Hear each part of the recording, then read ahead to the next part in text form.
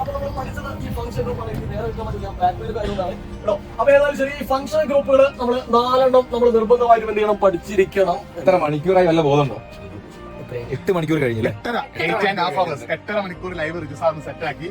അപ്പൊ മക്കളെ, നിങ്ങൾക്ക് വേണ്ടിയിട്ട് 8.5 മണിക്കൂർ റിജുസാർ ഒരുപാട് പേഴ്സണൽ എമർജൻസീസ് ഉണ്ടായിരുന്നല്ലോ ഇന്ന്. വൈഫിന്റെ ഹോസ്പിറ്റൽ കേസും കാര്യങ്ങളൊക്കെ അതൊക്കെ മാറ്റി വെച്ചത് കാരണം SLC നിങ്ങൾ, കാരണം അടുത്ത പരീക്ഷ കെമിസ്ട്രിയാണ് വരാൻ വേണ്ടിയിരിക്കുന്ന ഏറ്റവും പ്രധാനപ്പെട്ട പരീക്ഷ.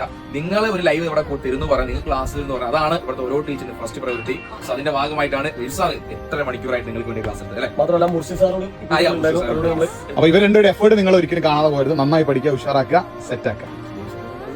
അപ്പൊ എത്രയേ ഉള്ളൂ. അതായത് നിങ്ങൾക്ക് ഈ ഒരു എഫേർട്ട് തന്നെ നിങ്ങൾ മനസ്സിലാക്കണം. നിങ്ങൾക്ക് തരുന്ന ആ ഒരു ഇമ്പോർട്ടൻസ് എന്ന് പറയുന്നത് സ്വന്തം വൈഫിന്റെ കാര്യം കൂടി മാറ്റി വെച്ച്, സ്കാനിങ് ആണ് വൈഫിനെ ലാസ്റ്റ് മന്തിലേക്ക് എത്തി, അതും കൂടെ മാറ്റി വെച്ച് നിങ്ങൾക്ക് വേണ്ടിയിട്ട് ഫുള്ള് ഇത്രയും നേരം 8.5 മണിക്കൂറായിട്ട് നിങ്ങൾക്ക് വേണ്ടി ഇരിക്കുകയാണെങ്കിൽ അതിനുള്ള ഒരു സെല്യൂട്ട് നിങ്ങൾ കൊടുക്കേണ്ടത് നിങ്ങളെ മാർക്സിലൂടെയാണ്. ഓക്കെ, അത് നിങ്ങൾ ചെയ്യുമെന്നുള്ള വിശ്വാസത്തോടെയാണ് സാർ ഇത്രയും എഫേർട്ട് എടുക്കുന്നത്.